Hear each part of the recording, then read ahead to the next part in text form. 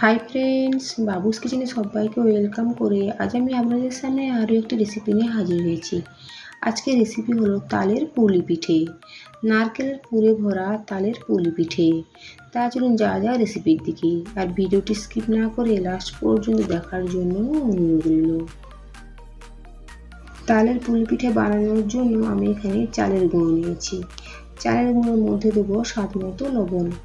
বাড়িতে ভাত খাওয়ার জন্য আমরা রেগুলার যে চাল ব্যবহার করি ওই চালের গুঁড়ো আমি এখানে নিয়েছি। আর এটা হলো মেশিনে কোটা চালের গুঁড়ো। দেখুন, লবণ ভালো করে চালের গুঁড়োর মধ্যে নিয়ে নিয়েছি। এখন দেবো তালের পাল্প। তালের পাল্প বা তালের মাড়ের মধ্যে পরিমাণ মতো জল ও চিনি দিয়ে ফুটিয়ে নিয়েছি। তারপরে হালকা গরম অবস্থায় এই চালগুলোর মধ্যে দিয়ে দিয়েছি। এখন হাত দিয়ে মিশিয়ে নেব।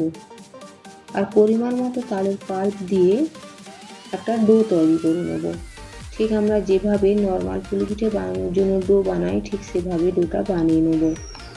পুলি পিঠে বানানোর জন্য অনেক সময় চালের গুঁড়োর মধ্যে ফুটন্ত গরম জল বা ফুটন্ত তালের মাড়ি ব্যবহার করতে হয়, কিন্তু আমি যে চালের গুঁড়োটা ব্যবহার করছি এখানে হালকা গরম জল বা হালকা তালের মাড়ি ব্যবহার করলেই চলবে। দেখুন, ঠিক আমি এভাবে একটা ডো তৈরি করেছি।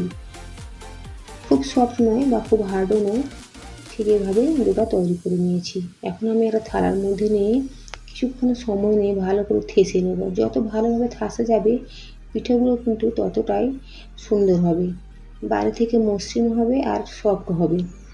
প্রায় 8 থেকে 10 মিনিট সময় নিয়ে খুব ভালো করে আমি ডোটা থেসে নিয়েছি। এই তালের পুলি পিঠের ভেতরে আমি নারকেল পুর ব্যবহার করব। নারকেল কোড়ার মধ্যে দেবো পরিমাণ মতো চিনি। এখানে আমি নারকেলটা ভাজলাম না, কাঁচা অবস্থাতেই রেখেছি। ভালো করে মিশিয়ে নেব।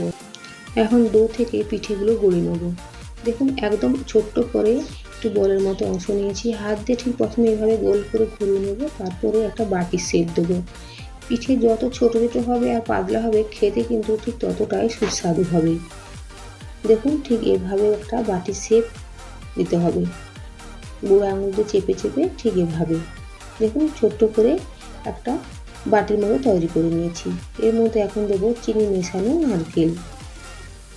হাত দিয়ে ঠিক এভাবে মুড়ে দেবো। আপনারা আপনাদের পছন্দ মতো শেপে পিঠেগুলো বানিয়ে নিতে পারেন। দেখুন, ঠিক এভাবে আরও একটা আমি বানিয়ে দেখিয়ে দিচ্ছি। আবারও বলছি, পিঠেগুলো যত ছোট ছোট হবে আর পাতলা পাতলা হবে, খেতে কিন্তু ঠিক ততটাই সুস্বাদু হবে। তাই একদম ছোট পরিমাণে বলের মতো অংশ নিয়ে হাতের মধ্যে গোল করে ঘুরিয়ে তারপরে একটা বাটির শাক দিয়ে তার ভিতরে নারকেল পুর দিতে হবে। দেখুন, একইভাবে পিঠেগুলো ঠিক মুড়ে নেব।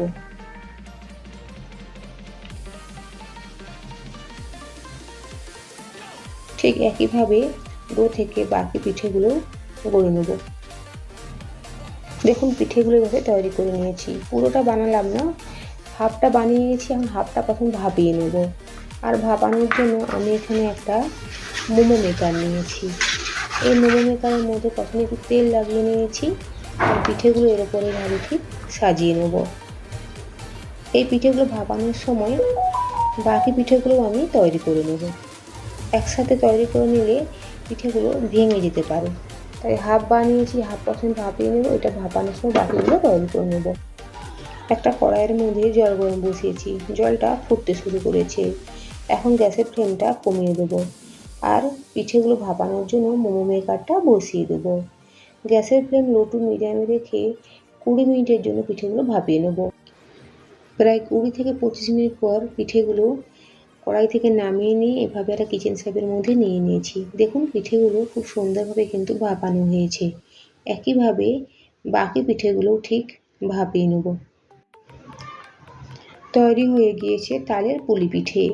তালের বিভিন্ন রকম রেসিপি আমরা বাড়িতে বানিয়েই থাকি, তাই পুলি পিঠে একবার বানিয়ে দেখবেন, খেতে কিন্তু খুব সুন্দর হয়। আর যদি ভালো লেগে থাকে তো অবশ্যই কমেন্ট করে জানাবেন কেমন হয়েছে, সাথে সাবস্ক্রাইব করার জন্য অনুরোধ রইল।